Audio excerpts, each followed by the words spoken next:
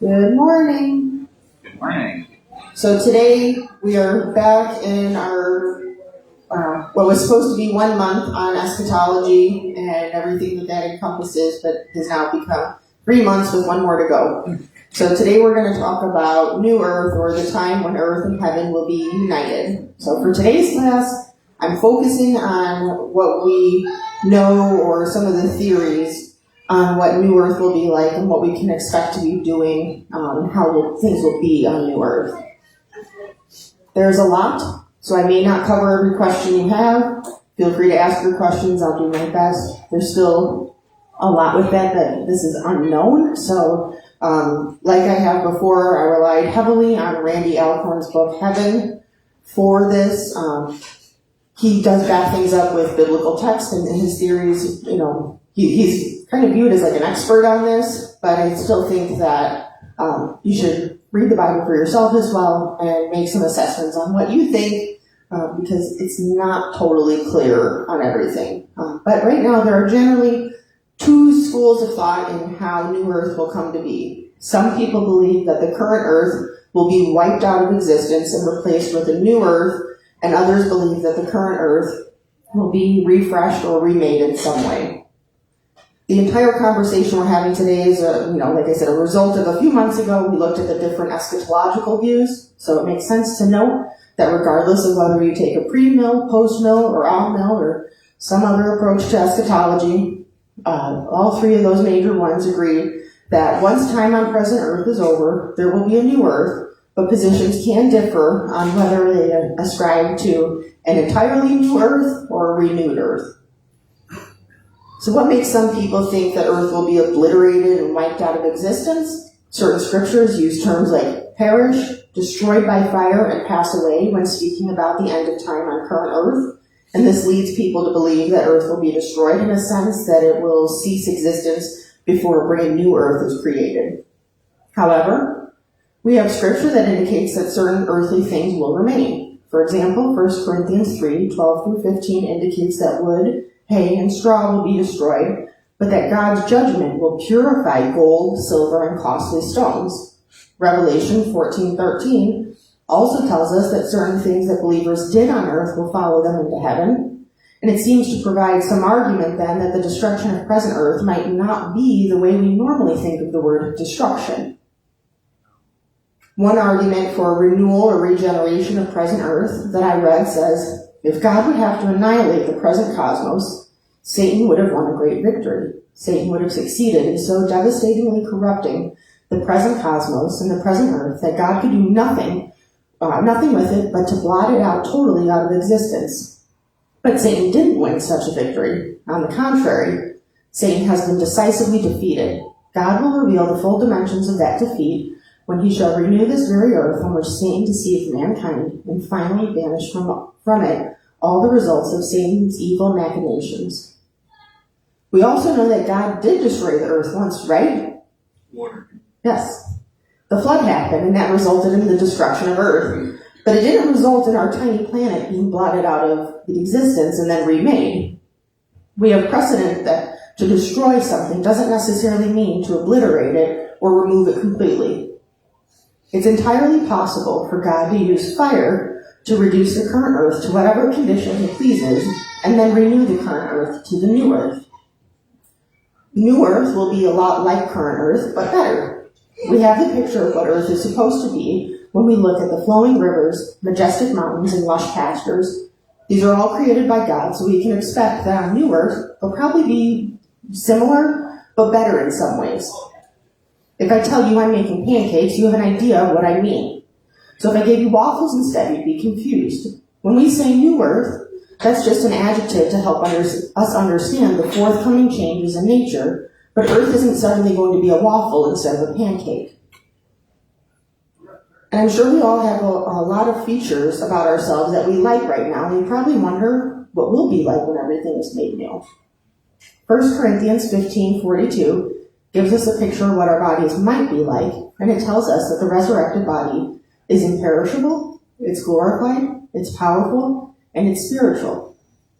Now, when the word spiritual is used here, this isn't meant to be that we won't have a physical body, The Bible tells us we'll have a physical body. The explanation I listened to on the use of the word spiritual here, and then Randy Alcorn also agreed with this take, so I have a couple sources that I looked at for this, is the use of the word spiritual here seems to point to Paul meaning that we'd be taking cues from the Holy Spirit and that we'd be walking in holiness, not that we'd be without a physical body. R.A. Torrey explains that we will not be disembodied spirits in the world to come, but redeemed spirits in redeemed bodies in a redeemed universe.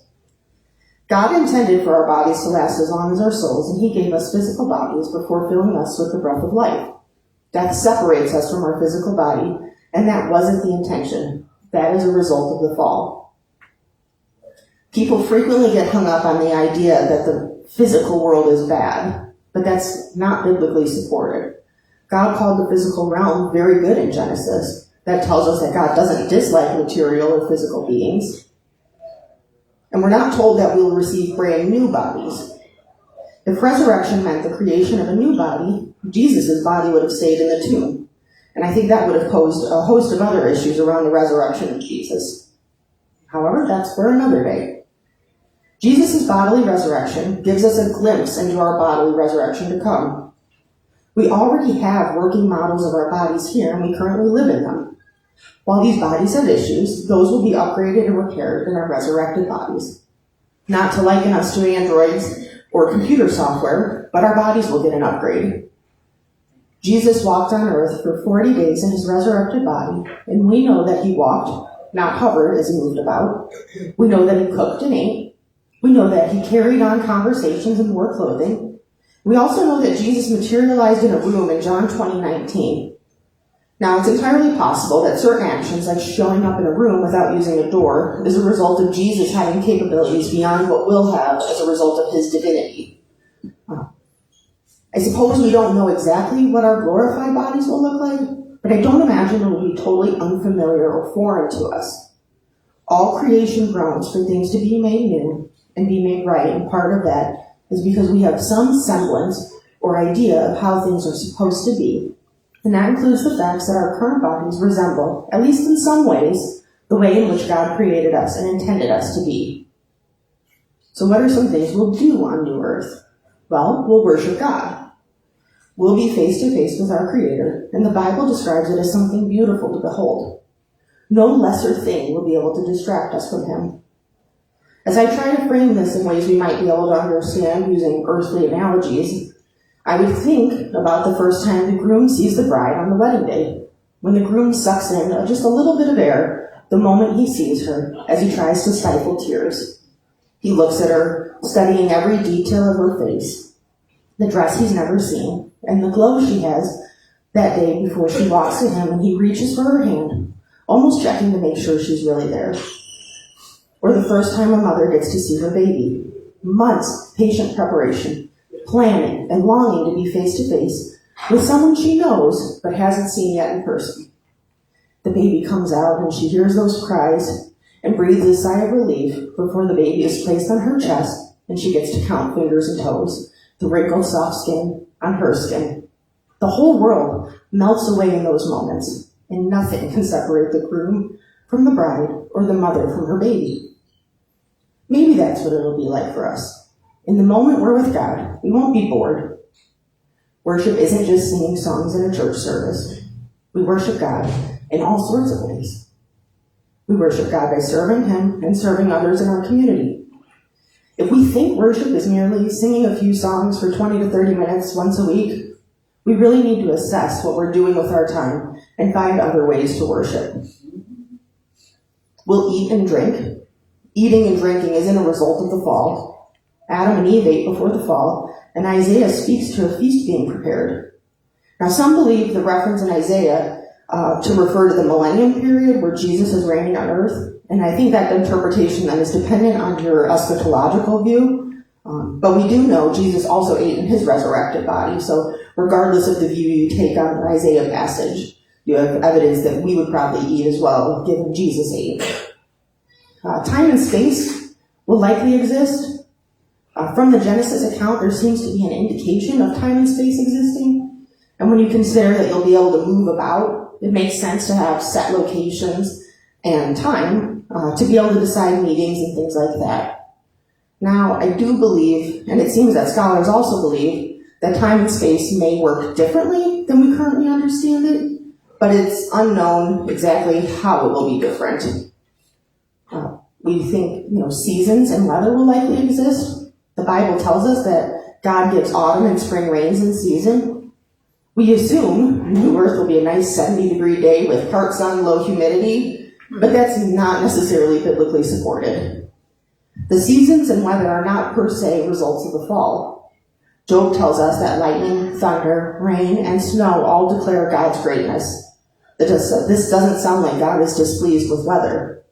The seasons and those changes, they demonstrate God's majesty and the beauty of his creation.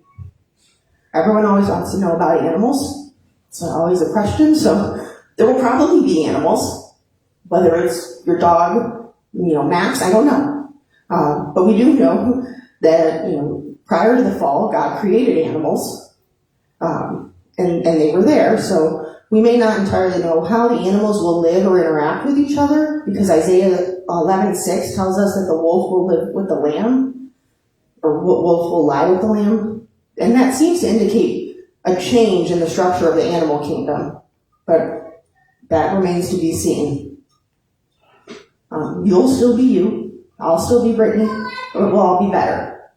We know that in present heaven, Abraham, Isaac, and Jacob are there, and they're being referred to by their earthly names and not some new name. I also think it reasons to expect to be yourself, because we spend this current time on earth serving God as who we currently are. It doesn't follow that we'd suddenly be transformed completely into an unknown person. I also think that we'll still have unique interests and capabilities. God has created us as unique individuals. That's part of his good design. We'll likely have emotions, and our current emotions are bent because of sin, but they'll be straightened out. Now, Revelation says there'll be no mourning, crying, or pain, and that seems to be specifically in reference to hurt, injustice, and sorrow. We may cry tears of joy on New Earth. Similar to emotions, desires are affected by sin currently, and those will be set right with our utmost desire being to please God. Another thing I think people often wonder is, how old will we be? And to be honest, I think the right answer here is that we don't know. Some scholars believe we'll be around 30 years old, because there's some information out there about that being roughly the time we reach optimal programming, whatever that means. Some say around 30 because Jesus was around that age when he was crucified. Some also believe that even if an individual didn't live to see 30, that they'd be resurrected and renewed in a way that would have them looking as they would have had they reached 30. Some say children that passed will have an opportunity to grow up on New Earth. I think it's all very tenuous. But I assume people would have this question, so this is my best answer at what different people believe on this. And then you always, often wonder, will we know the people we know now? And I don't see any reason to say that we would somehow not know one another on New Earth. Scripture doesn't really give us an indication that there's some type of memory wipe. We know that present heaven, in Revelation, the martyred individuals are crying out for vengeance, so there's some idea that they recognize what has happened to them. So, I think that's evidence that there's probably not a memory wipe. There's some continuity between what happened now and what we know is to come. God created Adam, and it wasn't right for him to be alone, so he was given a helper in Eve. Relationships are not a result of the fall. And you may be wondering about the depth of those relationships, given that the Bible indicates there will be no marriage. One of the primary functions of marriage is to procreate and to be a reflection of Christ and his church. Once all is made right, those things aren't needed because we won't be procreating and will be with the bridegroom. What I do believe is that God created us to be in relationships with each other, and that while my husband and I may not call each other husband and wife on the new earth, we have a connection and a bond ordained by God, and I don't see why Reed and I wouldn't have some similar connection on New Earth, or that we would lose the connection we have with our son. Consider the importance of raising a child up as a follower of Christ. Wouldn't you expect to recognize them and be close to them in eternity? It would seem strange for us not to bear witness to the fruit of that labor. God subjected the whole creation to frustration by putting the curse not only on mankind, but also on earth. And this is because human beings on the earth are inseparably linked. Together we fell, and together we'll rise. God will transform the fallen human race into a renewed human race, and the present earth into the new earth. God's plan is to bring restoration, not to start entirely over. If the plan involves starting over, why have the concept of our bodies being resurrected and restored so clearly laid out? God created earth and the inhabitants, and it was very good. God came to earth to dwell with his creation. When the curse entered the world, it twisted God's good creation. When the time comes, God will return to this earth, and it'll be renewed, and we'll dwell on the renewed earth with God as he intended it to be from the beginning. Does anyone have any questions? I expect there might be some, so I'll do my best. And we also have a scholar with us today who might be able to help. Miss Kathy?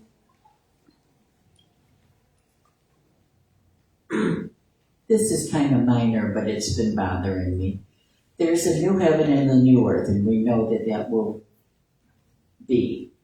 But also, the new Jerusalem will be coming down. Yes. Is the whole new earth the new Jerusalem, or is the new Jerusalem a part of the new earth? Well, I think it depends on the view you take, because the new Jerusalem, if you look at the measurements provided in the Bible, would be, I want to say one of the examples I read, basically touching from like California to the Appalachian Mountains, like roughly that big, and going very, very high up as well. Fred, you want to weigh in?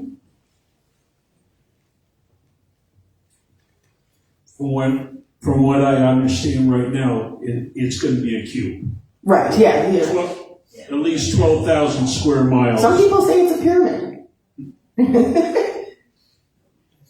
And then we're not going to need any kind of what you would say will be like Christ was after his resurrection in a reference to going to places or walking.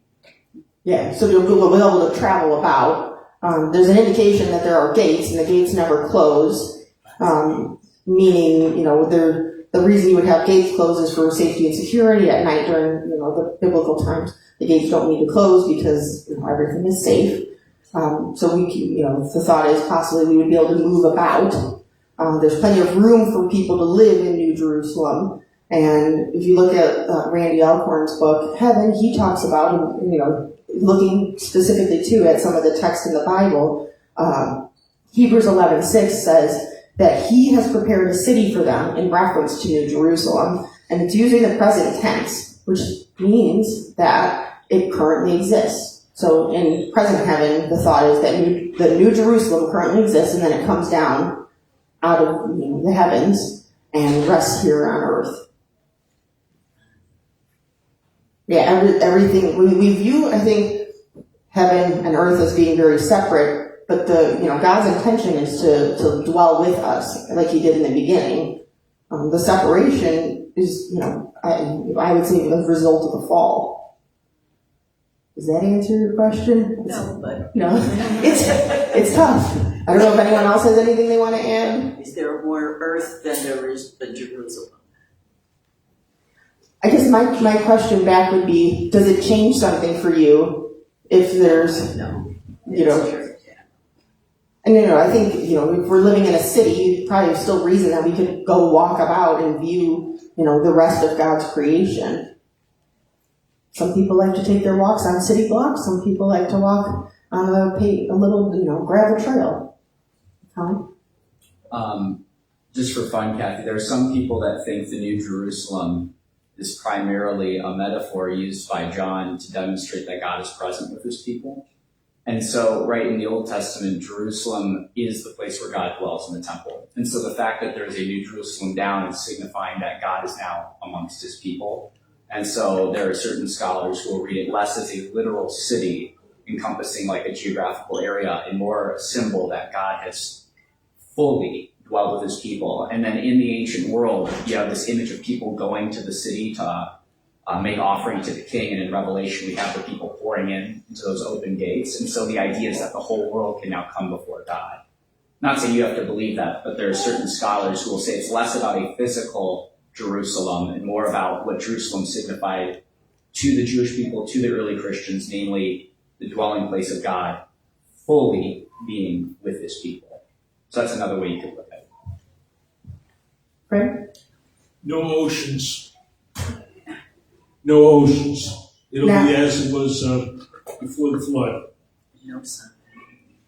Well, so I read about a couple things on those. So one of the things I read about when it says no seas is that to first century Christians, or just people living in the first century, the sea is a treacherous and very dangerous place. They don't have compasses to navigate. Very easily end up in a watery grave. We know there were rivers, so prior to the fall, so it's not out of the realm of possibility that there'd still be some sea, but it would be, in theory, I guess, tamed. And then Miss Kathy with something else, no sun.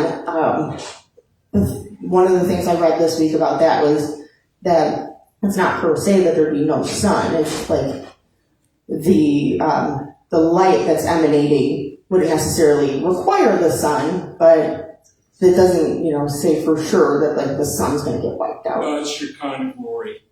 Pardon? God's Shekinah glory. You don't need no sunlight. And there's no night. Any other questions from anyone?